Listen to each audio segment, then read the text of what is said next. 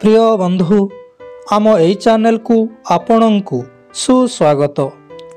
आजिर एई महत्वपूर्ण भिडियो रे देखिबे मनीषर क्यों दुष्कर्म रे क्यों पाप बा नरक जातना भोग करे।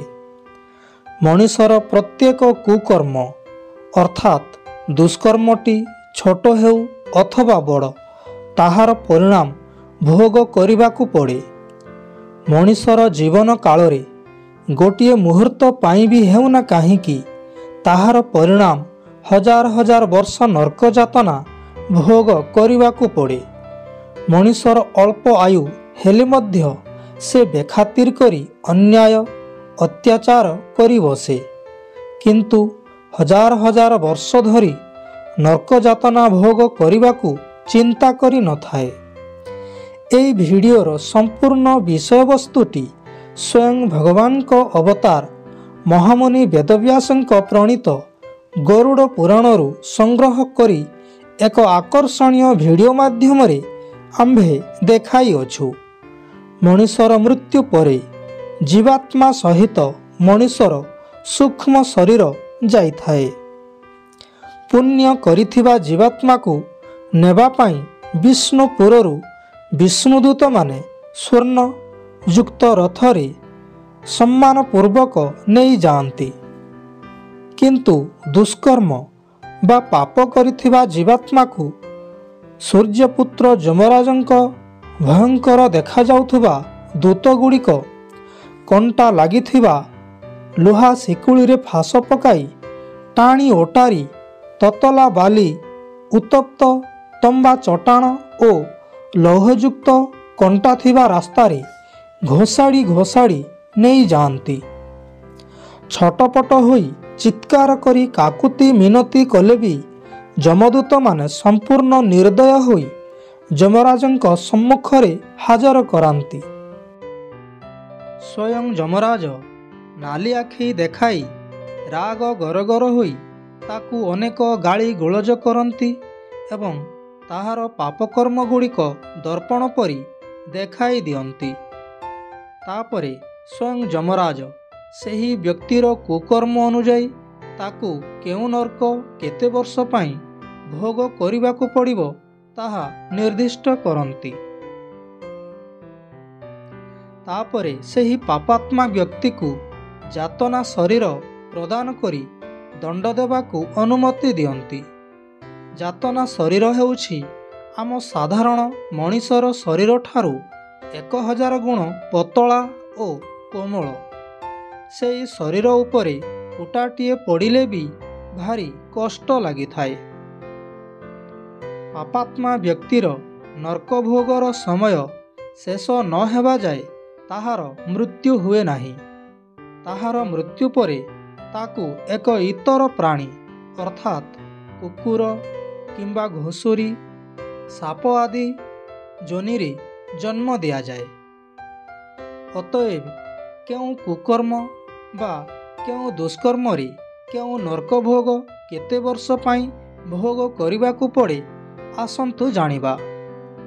एहा जानिबा पूर्वरु आम एई भिडियो को गोटिए लाइक करी आम एई चैनल टी को सब्सक्राइब करंतु, जहा फल रे आम्भर आगामी प्रत्येक भिडियोर नोटिफिकेशन सर्वप्रथमे आपणंक निकटरे ही पहुँची जिवो।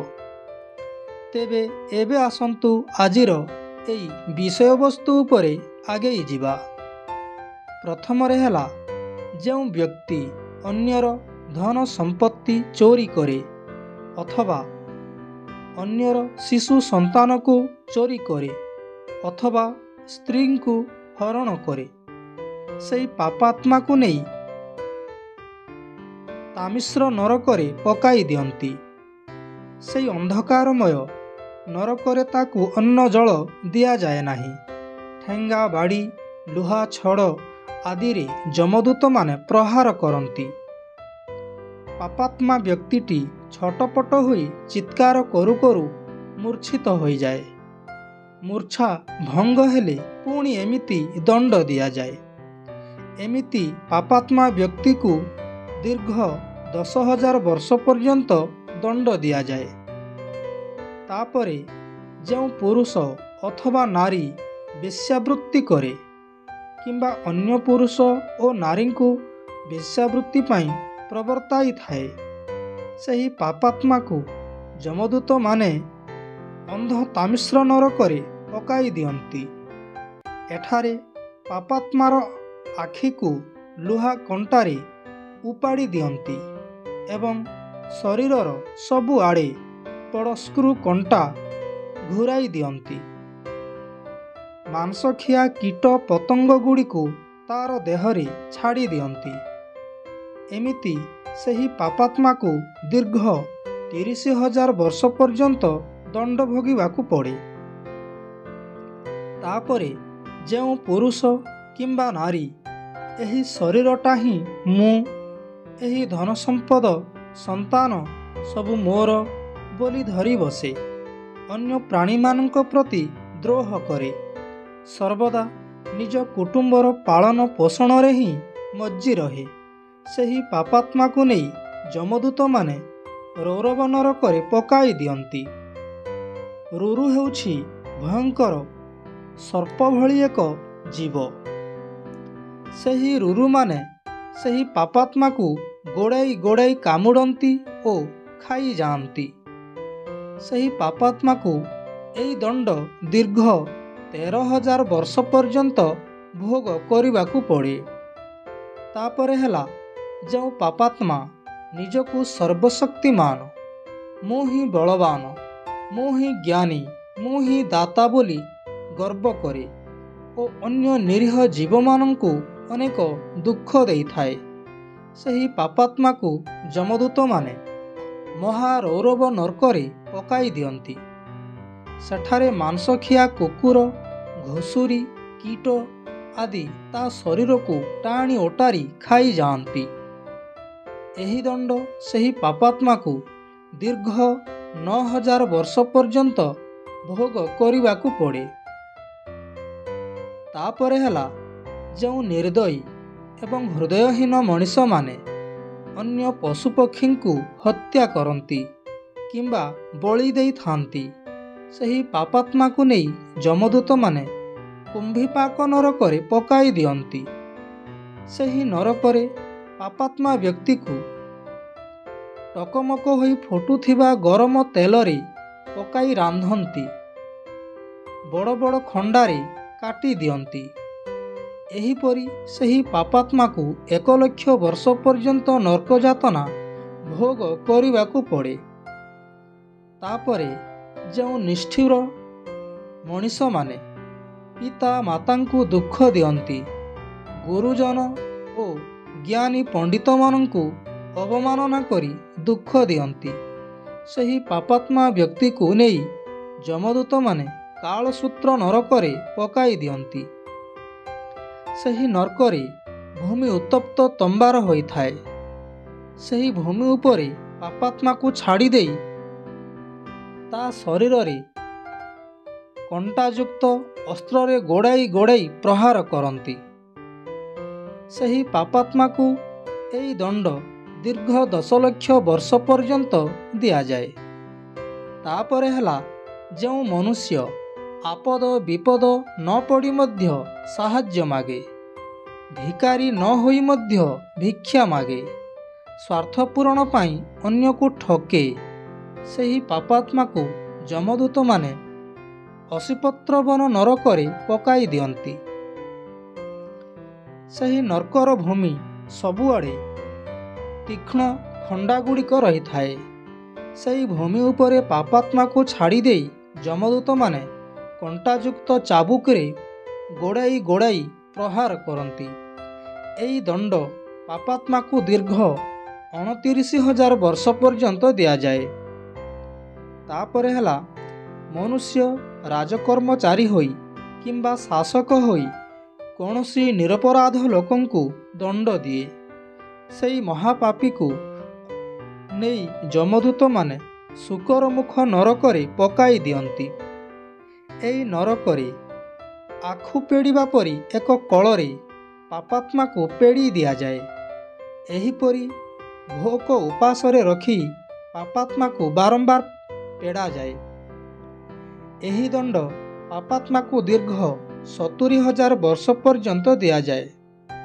ଯେଉଁ ମନୁଷ୍ୟ ଛାର ପୋକ କୀଟ ପତଙ୍ଗ ଆଦିକୁ ମାରିଥାଏ, ସେହି ପାପାତ୍ମାକୁ ନେଇ ଯମଦୂତମାନେ ଅନ୍ଧକୂପ ନରକରେ ପକାଇ ଦିଅନ୍ତି। ଏହି ନର୍କର ଚତୁର୍ଦିଗ ଅନ୍ଧକାରମୟ ହୋଇଥାଏ। ସେହି ଅନ୍ଧକାରମୟ ନର୍କରେ ଜୀବାତ୍ମାକୁ ଛାଡ଼ି ଦେଇ ତା ଉପରକୁ ଧାରୁଆ ଦାନ୍ତ ଥିବା ଭୟଙ୍କର କୀଟପତଙ୍ଗ ଗୁଡ଼ିକୁ ଛାଡ଼ି ଦିଅନ୍ତି। ସେହି କୀଟପତଙ୍ଗ ଗୁଡ଼ିକ ସେହି ପାପାତ୍ମାକୁ ଖୁମ୍ପି ଖୁମ୍ପି ଖାଇଯାଆନ୍ତି। ଏହି ଦଣ୍ଡ ଦୀର୍ଘ 33,000 ବର୍ଷ ପର୍ଯ୍ୟନ୍ତ ପାପାତ୍ମାକୁ ଦିଆଯାଏ। ତାପରେ ଯେଉଁ ମନୁଷ୍ୟ କାହାକୁ କିଛି ଖାଇବାକୁ ଦିଏ ନାହିଁ ଅଥବା କାହାକୁ କିଛି ଦାନ ଦିଏ ନାହିଁ, ସେହି ପାପାତ୍ମାକୁ ନେଇ ଯମଦୂତମାନେ କୃମି ଭୋଜନ ନରକରେ ପକାଇ ଦିଅନ୍ତି। ଏକ ବିଶାଳ ଆକୃତିର କୁଣ୍ଡରେ ଭୟଙ୍କର କୃମିଗୁଡ଼ିକ ସେହି ପାପାତ୍ମାକୁ ସାଲୁ ବାଲୁ ହୋଇ ଖାଇଯାଆନ୍ତି। ପାପାତ୍ମା ବ୍ୟକ୍ତିଟି ସେହି କୁଣ୍ଡରୁ ବାହାରକୁ ପଳାଇ ଯିବାକୁ ବାରମ୍ବାର ଚେଷ୍ଟା କରୁଥିଲେ ବି ପଳାଇ ପାରେ ନାହିଁ। ଏହିପରି ସେହି ପାପାତ୍ମାକୁ ଦୀର୍ଘ 7,000 ବର୍ଷ ପର୍ଯ୍ୟନ୍ତ ନର୍କଭୋଗ କରିବାକୁ ପଡ଼େ। ତାପରେ ଯେଉଁ ମଣିଷମାନେ ଡକାୟତି କାମ କରନ୍ତି ଅର୍ଥାତ୍ ବଳାତ୍କାରରେ ଅନ୍ୟ ଲୋକଙ୍କର ଧନ ସମ୍ପତ୍ତି ଆଦି ନେଇଯାଆନ୍ତି, ସେହି ପାପାତ୍ମାକୁ ଯମଦୂତମାନେ ନେଇ ସଂଦଂଶ ନାମକ ନରକରେ ପକାଇ ଦିଅନ୍ତି। ଏହି ନରକର ସବୁଆଡ଼େ ନିଆଁ ପରି ଲାଲ ହୋଇଥିବା ଉତ୍ତପ୍ତ ଲୁହା ଥାଏ ଏବଂ ଏହାର ଚତୁଃପାର୍ଶ୍ୱରେ ଯମଦୂତମାନେ ବର୍ଚ୍ଛା ତେଣ୍ଟା ଧରି ଗୋଡ଼ାଇ ଗୋଡ଼ାଇ ମାରନ୍ତି। ପାପାତ୍ମାକୁ ଏହି ଦଣ୍ଡ ଦୀର୍ଘ 3 ଲକ୍ଷ ବର୍ଷ ପର୍ଯ୍ୟନ୍ତ ଦିଆଯାଏ। ତାପରେ ହେଲା ଯେଉଁ ପୁରୁଷ ଅଗମ୍ୟା ସ୍ତ୍ରୀ ସହିତ ସମ୍ଭୋଗ କରେ ଏବଂ ଯେଉଁ ସ୍ତ୍ରୀ ଅଗମ୍ୟ ପୁରୁଷ ସହିତ ସମ୍ଭୋଗ କରେ, ସେହି ପାପାତ୍ମାକୁ ନେଇ ଯମଦୂତମାନେ ସପ୍ତଶୂର୍ମୀ ନରକରେ ପକାଇ ଦିଅନ୍ତି। ଏହି ନରକରେ ପାପାତ୍ମା ପୁରୁଷର ଶରୀରକୁ ଉତ୍ତପ୍ତ ଲୁହାର ସ୍ତ୍ରୀ ମୂର୍ତ୍ତି ସହିତ ଓ ପାପିନୀକୁ ଉତ୍ତପ୍ତ ଲୁହାର ପୁରୁଷ ମୂର୍ତ୍ତି ସହିତ ଆଲିଙ୍ଗନ କରାଯାଏ ଓ ଗୁପ୍ତାଙ୍ଗରେ ଉତ୍ତପ୍ତ ଲୌହଦଣ୍ଡ ପୁରାଇ ଦିଆଯାଏ। ଏହି ଦଣ୍ଡ ପାପାତ୍ମାକୁ 1 ଲକ୍ଷ ବର୍ଷ ପର୍ଯ୍ୟନ୍ତ ଦିଆଯାଏ। ତାପରେ ଯେଉଁ ପୁରୁଷ ଅଥବା ନାରୀ ଅନ୍ୟ ପଶୁ ଆଦିଙ୍କ ସହିତ ବ୍ୟଭିଚାର କରେ, ସେହି ପାପାତ୍ମାକୁ ନେଇ ଯମଦୂତମାନେ ବଜ୍ରକଣ୍ଟକ ଶାଳମକୀ ନର୍କରେ ପକାଇ ଦିଅନ୍ତି। ଏହି ନର୍କର ଭୂମି ହେଉଛି ବଜ୍ର ସମାନ ଲୌହଯୁକ୍ତ କଣ୍ଟା ଥିବା ଭୂମି। ଏହି କଣ୍ଟାଯୁକ୍ତ ଭୂମି ଉପରେ ପାପାତ୍ମାକୁ ଛାଡ଼ି ଦେଇ ତା ଉପରକୁ ତେଣ୍ଟା ବର୍ଚ୍ଛା ଆଦି ପ୍ରହାର କରନ୍ତି। ଏହି ଦଣ୍ଡ ଦୀର୍ଘ 57,000 ବର୍ଷ ପର୍ଯ୍ୟନ୍ତ ଦିଆଯାଏ। ତାପରେ ଯେଉଁ ରାଜା କିମ୍ବା ଶାସକ କିମ୍ବା ଶ୍ରେଷ୍ଠ ବ୍ୟକ୍ତି ହୋଇ ଧର୍ମ ମର୍ଯ୍ୟାଦା ଉଲ୍ଲଙ୍ଘନ କରନ୍ତି ଓ ନିର୍ଭର କରୁଥିବା ନରନାରୀମାନଙ୍କ ଉପରେ ଅତ୍ୟାଚାର କରନ୍ତି, ସେହି ପାପାତ୍ମାକୁ ନେଇ ଯମଦୂତମାନେ ବୈତରଣୀ ନଦୀ ନର୍କରେ ପକାଇ ଦିଅନ୍ତି। ଏହି ନର୍କରେ ମଳ, ମୂତ୍ର, ପୂଜ, ରକ୍ତ, କେଶ, ନଖ, ହାଡ଼, ଚର୍ବି, ମାଂସ, ମଜ୍ଜା ଆଦି ପଚା ସଢ଼ା ଦୁର୍ଗନ୍ଧମୟ ପଦାର୍ଥ ପୂର୍ଣ୍ଣ ହୋଇ ରହିଥାଏ। ସେହି ନର୍କରେ ପଡ଼ିଯିବା ମାତ୍ରେ ଜଳଜୀବମାନେ ତାକୁ କାମୁଡ଼ି କାମୁଡ଼ି ଏଣେ ତେଣେ ଟାଣନ୍ତି। ଏହି ନର୍କଭୋଗ ସେହି ପାପାତ୍ମା ବ୍ୟକ୍ତିକୁ ଦୀର୍ଘ 21,000 ବର୍ଷ ପର୍ଯ୍ୟନ୍ତ ଦିଆଯାଏ। ତାପରେ ହେଲା ଯେଉଁ ମଣିଷ ଅନ୍ୟ ଲୋକର ଘରେ ନିଆଁ ଲଗାଇ ଦିଏ କିମ୍ବା ଅନ୍ୟ କାହାକୁ ବିଷ ଦେଇଦିଏ, ସେହି ପାପାତ୍ମା ବ୍ୟକ୍ତିକୁ ନେଇ ଯମଦୂତମାନେ ସାର ମେୟାଦନ ନାମକ ନର୍କରେ ପକାଇ ଦିଅନ୍ତି। ଏହି ନର୍କରେ ଭୟଙ୍କର ମଣିଷଖିଆ କୁକୁରମାନେ ସେହି ପାପାତ୍ମାକୁ ଗୋଡ଼ାଇ ଗୋଡ଼ାଇ କାମୁଡ଼ନ୍ତି। ତାଙ୍କ ଶରୀରରୁ ଅଙ୍ଗ ପ୍ରତ୍ୟଙ୍ଗ ଗୁଡ଼ିକୁ ଅଲଗା ଅଲଗା କରିଦିଅନ୍ତି। ଏହିପରି ଏହି ନର୍କଭୋଗ ଦୀର୍ଘ 36,000 ବର୍ଷ ପର୍ଯ୍ୟନ୍ତ ଭୋଗିବାକୁ ପଡ଼େ। ଯେଉଁ ମନୁଷ୍ୟ ମିଛ କହେ କିମ୍ବା ଠକିଥାଏ, ସେହି ପାପାତ୍ମାକୁ ନେଇ ଯମଦୂତମାନେ ଅବିଚିମାନ ନର୍କରେ ପକାଇ ଦିଅନ୍ତି। ସେଠାରେ ତାକୁ 100 ଯୋଜନ ଉଚ୍ଚ ପର୍ବତରେ ଚଢ଼ାଇ ଦେଇ ସେଠାରୁ ତଳକୁ ମୁଣ୍ଡ କରି ପକାଇ ଦିଆଯାଏ। ସେହି ନର୍କରେ ପଥୁରିଆ ଭୂମି ଜଳ ପରି ଦେଖାଯାଏ, କିନ୍ତୁ ତାହା ଶକ୍ତ ପଥର ଅଟେ। ସେହି ପଥର ଉପରେ ପଡ଼ିଲା ମାତ୍ରେ ଗୋଡ଼ ହାତ ଭାଙ୍ଗିଯିବା ସହିତ ମୁଣ୍ଡ ବି ଖଣ୍ଡ ଖଣ୍ଡ ହୋଇଯାଏ। ଏହିପରି ଭାବରେ ପାପାତ୍ମାକୁ 7,000 ବର୍ଷ ପର୍ଯ୍ୟନ୍ତ ଦଣ୍ଡ ଦିଆଯାଏ। ତାପରେ ଯେଉଁ ପୁରୁଷ ଅଥବା ନାରୀ ମଦ୍ୟପାନ କରନ୍ତି, ସେହି ପାପାତ୍ମାକୁ ନେଇ ଯମଦୂତମାନେ ଅହ୍ୟପାନ ନାମକ ନରକରେ ପକାଇ ଦିଅନ୍ତି। ଏହି ନର୍କରେ ପାପାତ୍ମାର ଆଖିକୁ ଓପାଡ଼ି ଦିଆଯାଏ, ତରଳ ଲୁହା ପିଆଇ ଦିଆଯାଏ। ଏହିପରି ଭାବରେ ଏହି ପାପାତ୍ମାକୁ 70,000 ବର୍ଷ ପର୍ଯ୍ୟନ୍ତ ନର୍କଭୋଗ କରିବାକୁ ପଡ଼େ। ତାପରେ ଯେଉଁ ପୁରୁଷ ଅଥବା ନାରୀ ବଡ଼ମାନଙ୍କୁ ସମ୍ମାନ ଦିଏ ନାହିଁ, ନିଜର ବାହୁବଳ ଦେଖାଇ ବଡ଼ମାନଙ୍କୁ ଦଣ୍ଡ ଦିଏ ଅଥବା ବିଭିନ୍ନ ଦୁଃଖ ଦେଇଥାଏ, ସେହି ବ୍ୟକ୍ତିକୁ ନେଇ ଯମଦୂତମାନେ କ୍ଷାର କର୍ଦ୍ଦମ ନରକରେ ପକାଇ ଦିଅନ୍ତି। ଏହି ନର୍କରେ ପାପାତ୍ମାର ଗୋଡ଼ ହାତ ବାନ୍ଧି ପକାଇ ଦିଆଯାଏ।